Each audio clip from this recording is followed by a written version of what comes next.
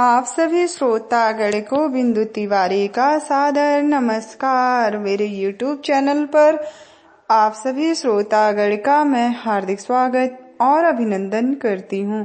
Divine lights association team की तरफ से आज के सेगमेंट में मैं आप लोगों के लिए भूविज्ञान यानी जियोलॉजी पार्ट 58 लेकर आपके बीच में हाजिर हूँ। इसे हमें तकनीकी रूप से उपलब्ध कराने में सहयोग रहा परम आदरणीय गुरु डॉक्टर मुकुंद नीलकंठ जोशी सर को मैं नमन करती हूँ। अगर आपने इससे पहले पार्ट की स्टोरी सुना होगा यानी 57, तो आपको ये पार्ट अच्छे से समझ में आएगा। तो देर किस बात की, चलिए आइए शुरू करते हैं। अब देखिए, हम बात करेंगे यहाँ पर क्रिस्टल विज्ञान और प्रकाशीय खनिज विज्ञान। अब भूविज्ञान की ऐसी दो शाखाएं हैं जिन्होंने खनिजों के अध्ययन के नए नए द्वार पूरी तरह खोल दिए।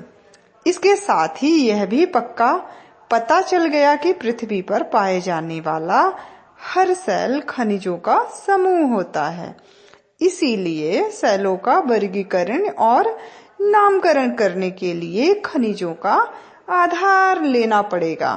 किसी सेल में कौन कौन से खनिज हैं, यानी खनिज संगठन, और वे एक दूसरे के साथ किस प्रकार से गुथे यानी जुड़े हुए हैं। गठन, टेक्सचर, इस आधार पर सेलों का वर्णन संभव हुआ। इस विज्ञान का नाम है सेल वर्णना विज्ञान। कोई भी सेल पहाड़ में या जमीन के अंदर कैसे स्थित है, उसके साथ अन्य सेल कौन कौन से हैं, उसमें कौन कौन से खनिज हैं और उसका गठन कैसा है यानी टेक्सचर। इस सभी बातों से हम यह जान सकते हैं कि यह सेल कैसे बना होगा। सेल के वर्णन के साथ साथ जब उसकी उत्पत्ति यानी ओरिजिन की भी जानकारी प्राप्त होती है तो उस विषय को कहते हैं सेल विज्ञान। ग्रीक भाषा में पेट्रास माने पत्थर, उसी से विषय का नाम पड़ा है।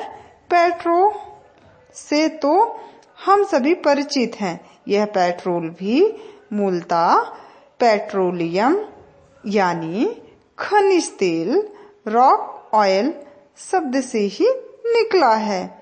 खनिज विज्ञान के अब तक के ज्ञान में एक सबसे कमजोर कड़ी थी और वह थी कि खनिजों का रासायनिक संगठन पता लगाने के तरीके अभी विकसित नहीं हुए थे। फिर भी खनिज वैज्ञानिक यह समझने लगे थे कि रासायनिक संगठन ही वह सही तरीका हो सकता है जिससे खनिजों का सही वर्गीकरण किया जा सकता है। लेकिन साथ ही यह भी सच था कि खनिज को पहचानने के लिए रासायनिक संगठन बहुत उपयोगी नहीं हो सकता है, क्योंकि वह दिखाई थोड़े ही देता है। पहचान के लिए तो वही गुण देखने पड़ेंगे जो दिखाई दे। इसीलिए खनिज वैज्ञानिकों का पहला ध्यान खनिजों को देखकर, छूकर, सूंघकर, स्वाद से तौलकर, घिसकर या तोड़कर दिखाई देने वाली विशेषताओं के अध्ययन की ओर था। इन्हें हम खनिजों के भौतिक गुण कहते हैं। हम इस कहानी में पहले भी उनका उल्लेख कर चुके हैं, उनके बारे में आप सबको मैंने बताया है।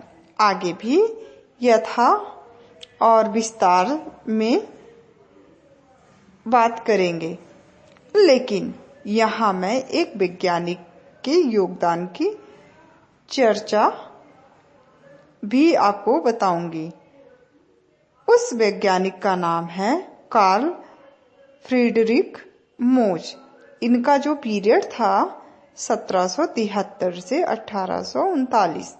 खनिजों का एक महत्वपूर्ण गुण खनिज वैज्ञानिकों के ध्यान में बहुत पहले से आ गया था और वह था खनिजों की कठोरता।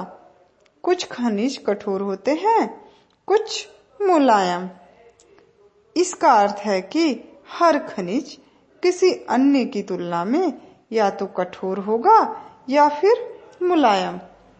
तो क्वेश्चन यह था कि खनिजों की कठोरता नापी कैसे जाए, अंकों और किन्हीं इकाइयों में नापने की विधियां तो बहुत बाद में निकली और सामान्य व्यवहार में उनकी कोई बहुत जरूरत भी नहीं थी। तुलनात्मक कठोरता पता लग जाए तो भी काम चल सकता था। तुलनात्मक कठोरता पता लगाने का सबसे आसान तरीका था कि दो खनिजों को आपस में घिसा जाए। जो दूसरे को घिस दे वह कठोर और जो घिस जाए वह मुलायम। पर ऐसा तो हम दो की ही आपस में कठोरता बता सकते हैं। सैकड़ों खनिज होते हैं तो उनकी कठोरता का वर्णन कैसे करें? तो मोज महोदय ने उसका तरीका निकाला। मोज बर्नर के शिष्य थे और बर्नर के बाद उन्हीं की एकेडमी में प्रोफेसर बने। उन्होंने 10 खनिजों की एक सूची बनाई जो क्रम से एक दूसरे से अधिक कठोर थे। उस सूची को हम मोज का कठोरता पैमाना कहते हैं। इन खनिजों में प्रथम स्थान पर सबसे मुलायम, वैज्ञानिक भाषा में कहेंगे सबसे कम कठोर। वैज्ञानिक भाषा में मुलायम शब्द निरर्थक होता है, खनिज रखा गया और 10वें स्थान सबसे कठोर। मोज के पैमाने के खनिज इस प्रकार हैं, इसके बारे में हम आपको बताएंगे। Talc, number 2 gypsum, number 3 calcite, number 4 fluorite, number 5 apatite, number 6 orthoclase, number 7 quartz, number 8 topaz, 9 corundum, 10वां हीरा यानी डायमंड। अब भूविज्ञान के हर विद्यार्थियों को यानी जो बीएससी के प्रथम वर्ष यानी फर्स्ट ईयर में ही यह पैमाना याद कर लेना होता है, क्योंकि देखिए आपको आराम भी रहेगा, सीखने में मदद भी मिलेगी। भूविज्ञान न पढ़े हुए आप केंद्रीय मंत्री श्री नितिन गडकरी जी ने लोकसभा में इस पैमाने के खनिज क्रम बता दिया, सुना दिए थे और सबको चकित कर दिया था। तो खनिजों की यह सूची अब क्या है, सामान्य ज्ञान यानी जनरल नॉलेज का भी पार्ट बन गया है। इसीलिए मैंने यहाँ इसके बारे में बताया। इस 10 खनिजों में मोज महोदय को इसके बारे में नाम इनका अमर कर दिया। तो बस यहीं पर हम आज आप लोगों से इजाजत लेना चाहेंगे। इस वीडियो को उन तक जरूर शेयर करिए जो लोग इंटरनेट सेवा से वंचित हैं। आप सभी का आदर सम्मान स्नेह पाकर मन को बहुत प्रसन्नता हुई। आप सभी को तहे दिल से बहुत बहुत शुक्रिया। नमस्कार।